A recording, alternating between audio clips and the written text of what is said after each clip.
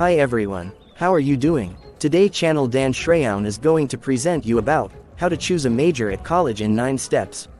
What should I major in? This question causes anxiety in the heart of every student, but with the help of this complete tutorial, you'll soon learn how to choose a major you'll love. Tips and advice from experts will get you on your way to choosing a major for university and college courses right away. So many questions, so little time. What career should I choose? What should I major in? What degree will I be happy with 10, 20, or 50 years from now? All major decisions. See what I did there. You need to pick a major your future self will thank you for.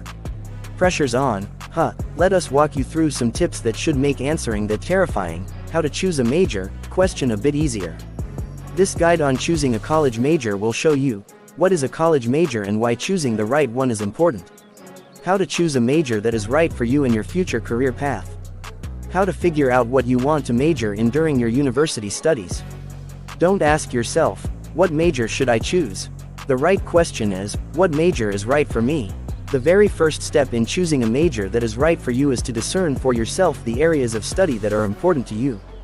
These can be divided into several general categories, which we'll talk about one by one. 1. Pick a major based on abilities. Abilities are what you are able to do, generally speaking. Understanding what areas you have skills in and which areas could use work is a great way to start the elimination process when choosing a university major. However, don't discount the fields where you lack ability just yet. You'll be able to build those up more during your studies. It is a place to learn, after all. For example, I am a whiz at mathematical calculations, maybe I'll study to become an astronaut. 2. Pick a major based on values. Choosing a major based on your core beliefs will normally lead to work that is more rewarding and encouraging. However, don't look too hard at your values when choosing a major, either. University is a time of experimentation and self-discovery, and most people solidify their values during their college years. For example, I want to help clean up the oceans. Perhaps I'll choose an environmental policy major. 3. Pick a major based on interests. Your interests are a fine way of determining which major to choose in college. I mean, if you like doing something, why not get paid for it, right? Just remember that, as with your values we previously mentioned, your interests may change over time. The years of university make current interests more volatile than the years before and after it. For example, love the Renaissance painters, maybe I'll major in art history. 4. Pick a major based on passions. At first glance, your passions seem just like interest areas, only stronger. But this is quite an understatement. Passions are areas of deep interest, sure, but they also incorporate your values and abilities into something that becomes a burning, lifelong desire. Following your passions, whatever they may be, is one of the best ways to choose a major, and it generally has the least second guessing later on. However, as with your interests, passions may be defined later on, even after university is over. For example, I long to help underprivileged children, I want to major in pediatric nursing. 5. Your close friends, who knows you better? Get their input by telling them what you believe your interests, passions, abilities, and values are. They might agree, or they might think you're crazy. But they might just help you decide what to major in.